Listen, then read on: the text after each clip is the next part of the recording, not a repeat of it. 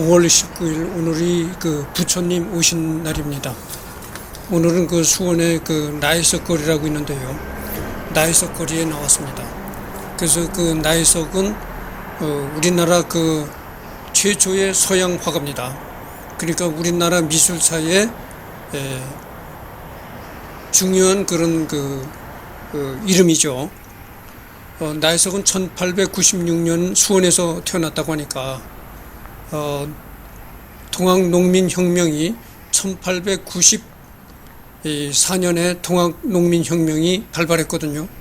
그러니까 동학농민혁명이 발발해서 2년이 경과한 후에 나이석이가 출생했습니다. 나는 어떤 한 사건을 볼 때 어떤 한 사건에 비교해서 그로부터 몇 년 후에 뭐 생겼느냐 이렇게 비교하는 습관이 있습니다. 그래서 1896년에 수원에서 출생한 나이석이는 동학농민혁명이 발발한 지 2년이 경과해서 이제 태어났다 이렇게 얘기를 할 수 있고요. 나이석이 아버지는 여기 보면 지금 나이석 동상이 보입니다. 나이석이 아버지는 대한제국에서 경기 관찰부 주사를 지냈고 시흥 군수로도 재직했다 그래요. 그리고 한일 합방 후에도 시흥 군수로서 이제 계속했다고 하네요. 1912년에서 1914년 2년까지는 용인 군수도 했다고 합니다. 그러니까 뭐 그때 당시 군수를 아버지가 했었고 그러니까 대한제국 시절이면은 고종 황제 시절이죠. 고종 황제 시절에 아버지가 이제 군수를 지냈고 그러니까 비교적 그래도 선택받은 가정에 태어났죠. 먹고 사는 걱정 없이 그렇게 생활했던 그런 가정에 태어나가지고 그때 당시 참 배운 사람이 드물었을 때인데 1913년에 진명여자보통고등학교를 졸업하고 졸업한 게 이제 그냥 일반 평범하게 졸업하는 것이 아니고요. 최우등으로 졸업했다고 합니다. 1913년 진명여자보통고등학교를 최우등으로 졸업하고 일본 동령여자미술전문학교 유학과에 입학했다 그러네요. 그때 당시 일본 유학까지 할 정도였으니까 상당히 선택된 그런 신분이었다 이런 얘기를 할 수 있고요. 1919년에 3.1운동 때에는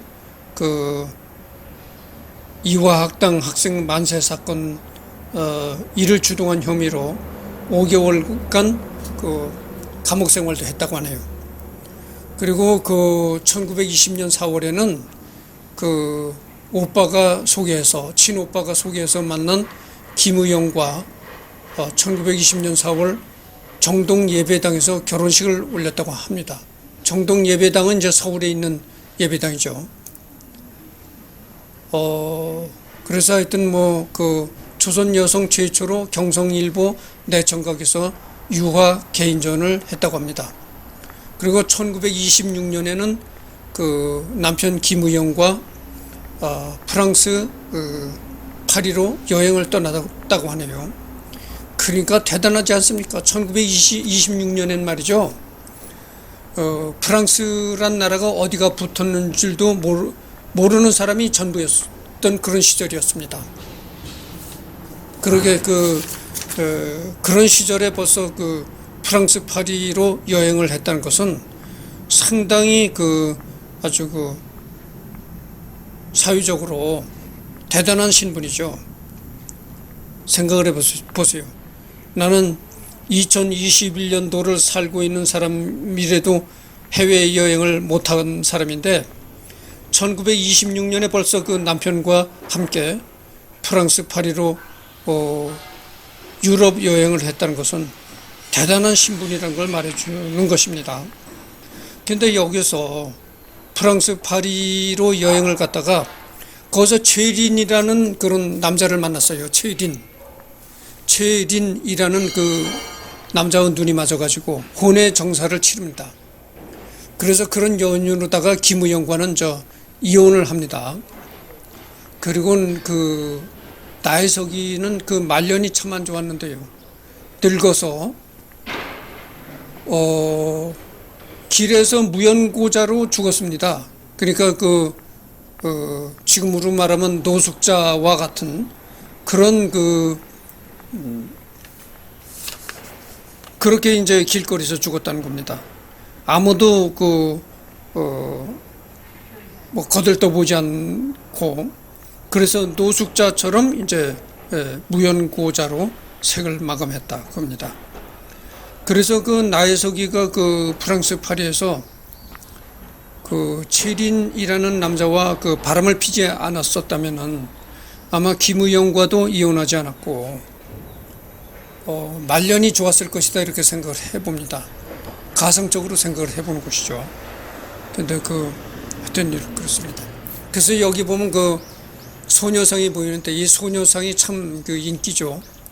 전국 어디를 가나 유명한 장소에는 전부 이 소녀상이 설치되어 있습니다. 언젠가 내가 여수를 가보니까 여수 여객선 터미널에 배를 승선할 수 있는 여객선 터미널역에 거기도 이 소녀상이 설치가 되어 있더라고요. 하여튼 그렇습니다. 그래서 참 교육받은 사람도 굉장히 드물고, 그럴 때 벌써 일본 유학까지 했던 여자고, 그리고 1926년에는 프랑스 파리까지 여행을 갈 정도였으니까, 뭐 사주팔자 보는 사람 입장으로서 얘기를 한다면 초년운은 굉장히 좋았는데 말년운이 좋지 않았다, 이렇게 말할 수가 있습니다. 그래서 나혜석이가 했던 이혼 고백서라는 데를 보면은 조선 남성 심사는 이상하다. 자기는 정조관념이 없으면서 처에게나 일반 여성에게 정조를 요구하고 또 남의 정조를 빼앗으려 한다, 이렇게 책을 썼다는 겁니다. 그런 거 보면 여기서 자신의 입장을 밝혔는데, 남자들은 그렇게 막 바람을 피고 그러면서 왜 여자들한테 그렇게 한평생 한 남자만 바라보고 살라는 그런 그걸 요구하느냐, 이렇게 이제 주장했다는 것이죠. 그러니까 벌써 이 시대에 벌써 그런 정조관념을 논할 정도였으니까 참 대단히 앞서가는 여자였다고 할 수가 있습니다. 그러니까 나혜석이라고 하면 흔히 신여성이라고 하잖아요. 신여성인데 여기는 지금 얘기하다가 중간에 다른 얘기를 해드리겠습니다. 여기는 지금 나혜석 거리 옆에 효원 공원이라고 있거든요. 효원 공원의 해녀상입니다. 하여튼 효원 공원에 이렇게 제주도를 연상케 하는 해녀상이 있습니다. 그래서 이제 나혜석 거리와 길 하나를 사이에 두고 이렇게 효원 공원이 있습니다. 근데 이 효원 공원은 수원에서 아마 관리를 하나 봐요. 그래서 내가 이른 아침에 여기를 왔는데 굉장히 일하시는 인부들이 공원을 가꾸고 있었습니다. 그래서 시에서 아마 관리를 하나 봐요. 공원이 잘 가꾸어져 있더라고요. 여기도 이제 물허벅이라는 그런 내용의 이제 조각품입니다. 그래서 이제 수원에 있는 공원이지만 하여튼 제주도를 연상케 하는 그런 조각품들이 있어요.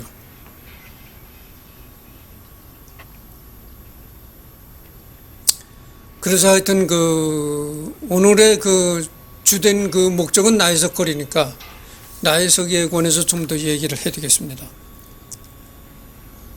그래서 여자는 벌써 시대를 뛰어넘는 그런 행동을 했다고 하죠.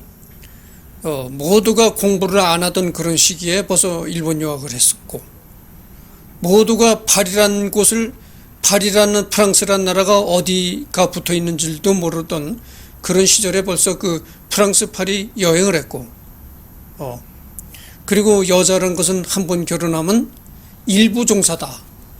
죽을 때까지 한 남편만 모셔야 한다. 그리고 남전 여비 사상이 굉장히 강했던 그런 시절에 벌써 그 프랑스 파리로 유학 가서 다른 남자와 또 바람을 피웠다. 굉장히 시대를 앞서가는 여성이었다고 생각할 수 있지 않습니까? 그래서 또 남편한테 이혼까지 당했다. 그런 겁니다. 그래서 이 우리나라에 신여성들이 많아요. 이 저 나혜석이 말고도 윤심덕이라고 있습니다. 그 우리나라 최초의 이 나혜석이는 우리나라 최초의 화가고 윤심덕이는 우리나라 최초의 이제 성악가인데요. 윤심덕이가 그 배를 타고 일본으로 가다가 현해탄에서 이제 배에서 투신 자살했잖아요. 현해탄 그 바다에 투신해서 자살한 겁니다. 하여튼 뭐 그렇게 그래서 윤심덕이도 그 유명했던 여잔데 이렇게 나혜석이나 윤심덕이는 신여성으로서 그 우리나라 여성 사회에 길이 남을 그런 신여성들이죠. 그래서 그 아마 윤심덕이도 그 현해탄에 빠져서 자살한 것이 그 남자와 그 애정 문제 때문에 고민하다가 뭐 그렇게 자살했다 그래요. 아직 내가 그 윤심덕에 관한 정확한 자료는 내가 들춰보지 않고 그냥 아는 대로 기억되는 대로 이렇게 얘기를 하기 때문에 틀릴 수도 있습니다. 그러나 그렇다는 걸 알아주시고 지금 그 나혜석이 얘기는 말이죠. 내가 기억된 대로 막 얘기를 하는 것이 아니고 이것은 내가 그 자료를 뽑아보고 그 자료에 입각해서 하는 얘기니까 이건 틀림없는 얘기입니다.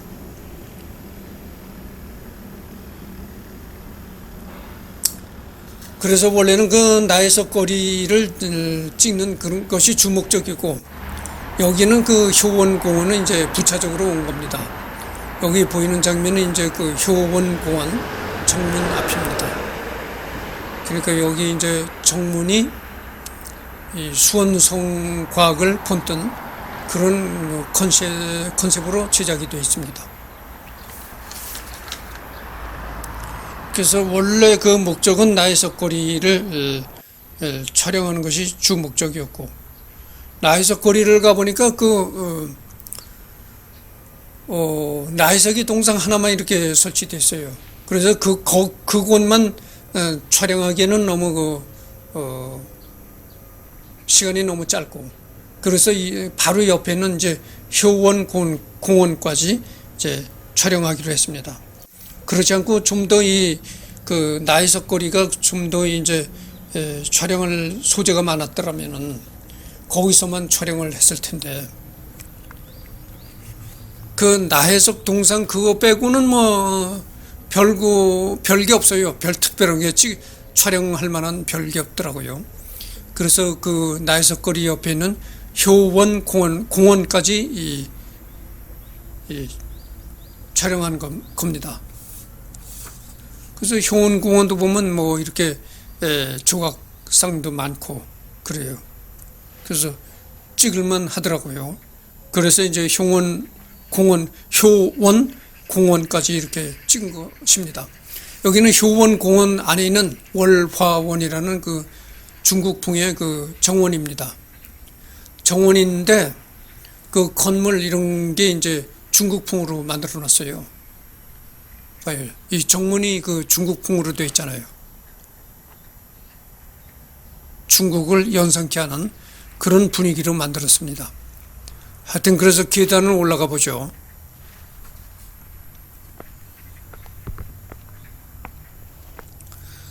정문이 그 중국풍으로 되어 있고 이 정문을 통해서 안으로 들어가 보면 그 안에 뭐 정자문이 뭐니 이런 건물들이 다 이렇게 중국풍으로 되어 있습니다.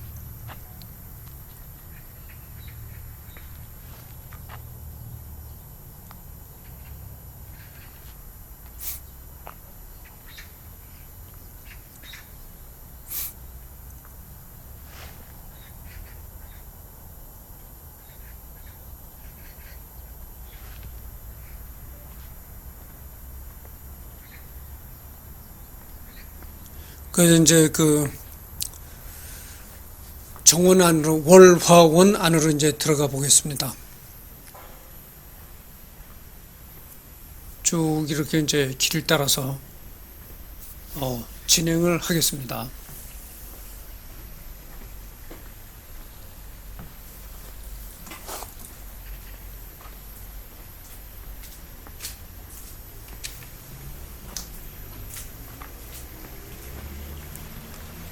중국풍으로 이렇게 돼 있죠.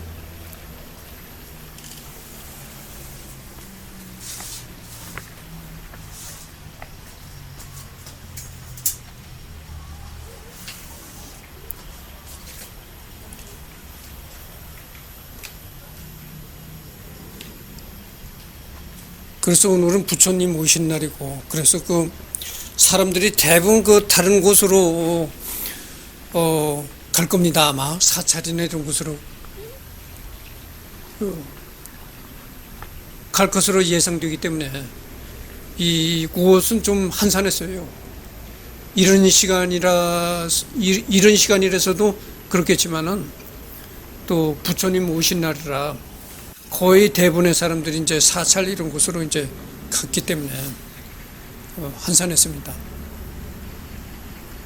여기 중국풍이죠. 중국풍에 이제 그 정자각이 이렇게 있고요.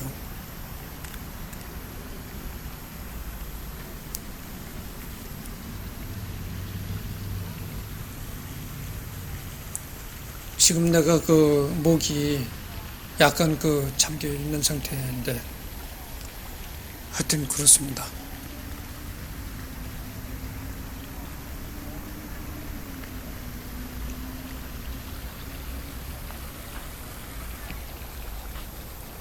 연못에 이렇게 풍경들을 이렇게 비치고요.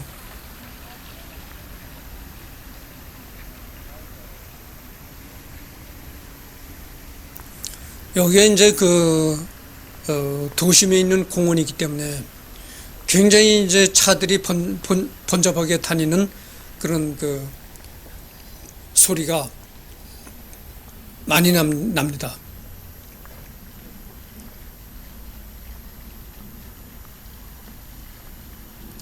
그 계속 직진을 또 해보면은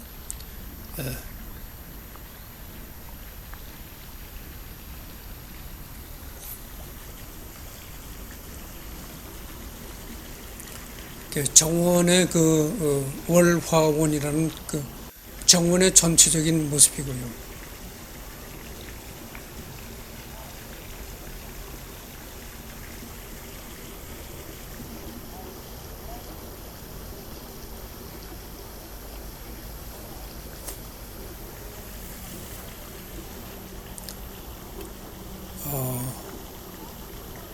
정원의 풍경이 이제 물에 비친 그런 여기는 정자가 중국풍의 정자가 앞에 인공 폭포입니다. 인공적으로 이제 만들어놓은 폭포식으로 이렇게 되어 있죠. 물소리가 굉장히 큽니다. 여기.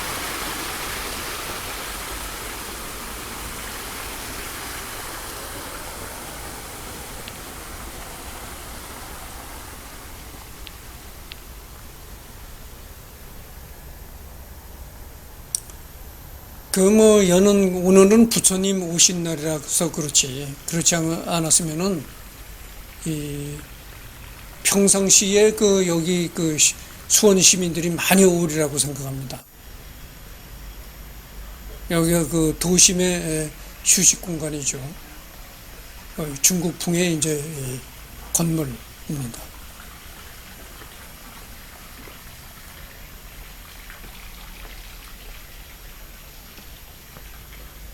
그래서 오늘은 모처럼 나혜석거리에 왔었는데요. 평소에 계속해서 나혜석거리를 언젠가는 내가 꼭 촬영을 하겠다 이렇게 마음을 먹고 있었습니다. 근데 오늘 나혜석거리를 이제 온 것이죠. 그래도 방금 전에도 내가 말했듯이 나혜석거리 하나만을 찍기에는 너무나 찍을 거리가 단촐하다. 그래서 바로 옆에 있는 효원 공원까지 왔고 그 공원 안에 있는 월화원이라는 그런 중국풍의 정원까지 왔다 이런 얘기입니다.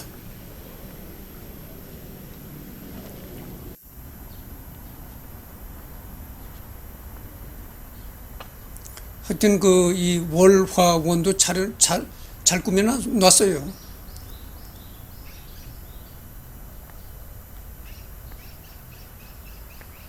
근데 그 오전 9시가 돼야 문을 엽니다, 여기는. 오전 9시 전에 가면 들어갈 수가 없어요. 문이 닫힌 상태니까요. 그렇습니다. 하여튼 그래서 5월 19일 촬영은 수원의 나혜석거리였습니다.